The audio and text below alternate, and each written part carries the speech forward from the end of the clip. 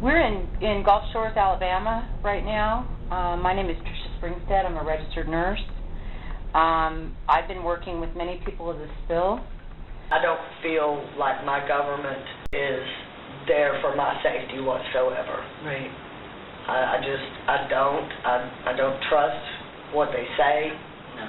I've witnessed too much throughout this whole thing to stand in the place of ignorance.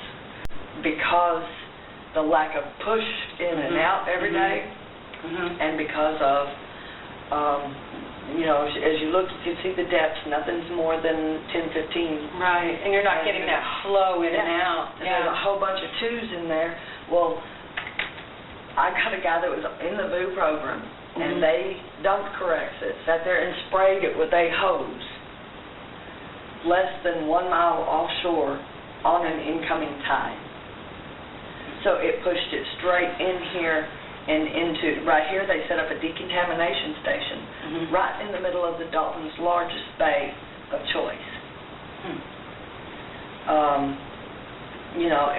It's all this right here, these were all of our fish habitats. Right. Now wiped out. Still those grasses are releasing, you can see it in that water sample. Who's your DA in this town? I have to say, I just don't know. I've never been into politics or anything at all like that. You know what? I've been exactly what the government wants, just running along, doing my stuff, and not paying attention to the outer world. What I'm going to do, this is our right, okay? As human beings, we have a right to press charges. Yeah. And the DA has to take our statements. We have the right to press charges against this county for what they're doing. And doing it with, if people are ignorant, then you can't blame them for ignorance. Right. Okay? But they're doing it with the knowledge. That's right. I was, beating up our mayor over and over again, saying to him in a public forum on TV cameras, per NOAA statements, there are 200 to 500 dolphins just right here. Right.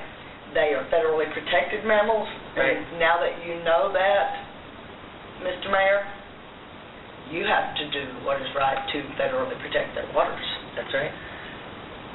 These mammals are in your jurisdiction. Those are Orange Beach waters. You have to protect them. And he did not in any way protect them. Now, is equally, I guarantee you, as many pictures of my grandchildren on that phone are pictures of dead dolphins. Well, and I have VOCs from people. I have an article that was printed in the National Public Health Alert, and I was surprised they printed it. It should have gone to every public health agency in the United States of America. Yeah. And what I said in it, in this article, and this is the God's honest truth, because I checked my facts, and I said, I talked about the surface dispersant used, the subsea dispersant used, how many gallons of hydrocarbon effluent came out. But the bottom line in all this was that we tested oysters, and they contained 9,780 milligrams of petroleum hydrocarbons. Blue crabs contained 2,230 milligrams of petroleum hydrocarbons. Mussel, 6,900 milligrams of petroleum hydrocarbons. Flounder, 21,575 milligrams of petroleum hydrocarbons. Shrimp I purchased by Mac McKenzie and studied by Bob Naiman contained 193 parts per million of petroleum hydrocarbons. I mean, come on. We've got and these are people, would you trust the government or the EPA or the CDC or the FDA the CDC walked out on these people on August the 10th. The NIH is doing a 10-year study. I'm like, 10 years? Yeah, You're going to do a 10-year study. by 10 years. By 10 years, they will all be dead. And the other thing was that we've been following a lot of the work that Dar Jamal did. He's done some absolutely wonderful stuff. And it says, many of the chemicals present, from Dr. Soto, many of the chemicals present in the oil and dispersants are known to cause headaches, nausea, vomiting, kidney damage, altered renal functions, irritation of the digestive tract. Many of these people getting stomach aches and then these massive headaches, lung damage, burning pain in the nose, throat, coughing, pulmonary edema, lack of muscle coordination, dizziness, confusion, irritation of the skin, eyes, and throat, difficulty breathing, delayed reaction time, memory difficulties, stomach discomfort, liver and kidney damage, unconsciousness, tiredness, lethargy, irritation of the upper respiratory tract. The problem is that the brain is fat, okay? The human brain is 70% fat, and so with all the similar effects of the immune cells, intestinal tract, breast, thyroid, prostate glands, organs, and systems, it's why it's so significant for children. Because if those little brains are 70% fat, and they're gonna pick up this stuff just floating in the air, and they're gonna pick it up, and what's their life gonna be like? Exactly. You know, and then as I did research, did research with B.K. Lim and Dr. Tom Tramato, and it said right here, what do you get when you mix oil, methane gas with oil dispersant, Corexic, radioactive effluent, because they burnt that stuff, and people are coming up with some radioactivity in their bodies, with lots of dead marine life of every sort and kind in the Gulf of Mexico on a hot, humid summer. The answer, a toxic petrochemical stew which is neither safe to eat from nor swim in. The affected beaches, wetlands, marshes, estuaries should be viewed with great caution or avoided. Dr. Tomato goes on and he lists these substantiated effects and what can happen when you have an estimated 87 times 100,000 barrels per day of this stuff coming out of the water, oil, methane, particulate, sandstone, gravel, and debris, and the derivatives that were released. And now the bioaccumulation in living organisms concentrate in the adipose tissue of human beings. A lot of these people are swollen. They look bloated. People say that they're gaining weight, but they're not gaining weight.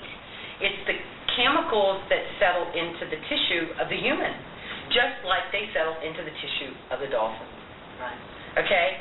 So then we kept looking, and we're thinking, you know, how did this all get to where we were? And so a guy asked a question to B.K. Lim. B.K. Lim is a geohazard specialist and researcher with over 30 years of independence. He didn't work for anybody else. He was independent. And they explain how our government let this happen. And these evidences and citations were very lucid. And I did my fact checks with B.K. Lim. And there's a guy that got on to one of our blogs and asked a question. It's really hard to imagine so many things going wrong at once. But I have trouble imagining a plot to make a deliberate failure and when it really seems like an accumulation of poor decisions leading up to that blowout. A failure of key safety devices, a failure of people to act decisively because of fear of overreaction. B.K. replied, Q, I too had a problem believing this disaster was allowed to happen until the facts surfaced. Interior Department, Mineral Management Services gave BP's lease at Deepwater Horizon a categorical exclusion that exempted it from a detailed environmental impact in 2009. What's more, BP was engaged in lobbying efforts to banned such exemptions only 11 days before the April 20th explosion.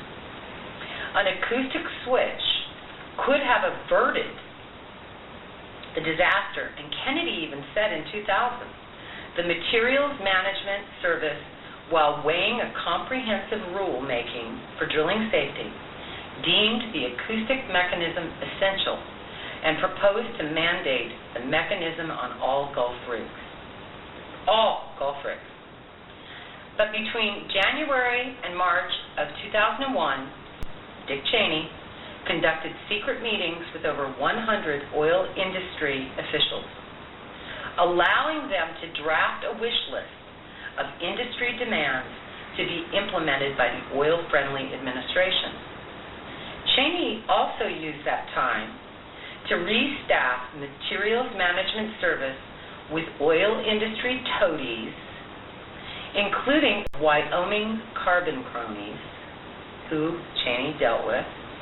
In 2003, there was a newly constituted Minerals Management Service that genuflected to the oil cartels by recommending the removal of the proposed requirements for acoustic kill switches. Jeannie Pascal had been fighting these people for years. Then you combine that with the massive share sell-off by Tony Hayward and at least 4 other directors, London and New York, Goldman Sachs, and other executives unlisted.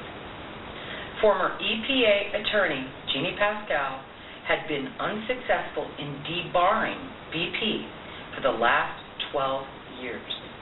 The powers that be were blocking her efforts.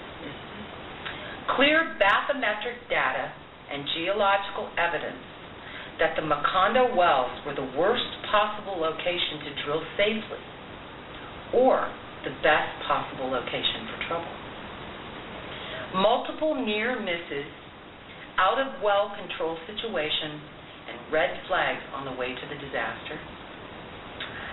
Halliburton's buyout of Boots and Coots for $240.4 million, 12th April, 8 days before the blowout. Stockpiles of millions of barrels of Corexit still being manufactured by and in stock after it was removed from a list of approved treatments for oil spills in the UK more than a decade ago. Turns out that Rodney F. Chase sits on the board of Nalco, was also a BP board member. Likelihood that he still holds shares in both companies was very high. So it was not just nepotism, it was a for-profit choice. BP had been investing a lot of research, time, and money to pursue genetic modifications that would enhance natural microbes to eat up oil spills on both land and sea. Anyone independent enough would come to the logical conclusion that the battleground for a disaster was well prepared, but not the prevention part. This is what makes me sick. All the defenses were left wide open. How come? Isn't the prevention better than the cure? Or perhaps the cure or disaster is a better windfall for some, especially those who happen to know well before the disaster to prepare coffins.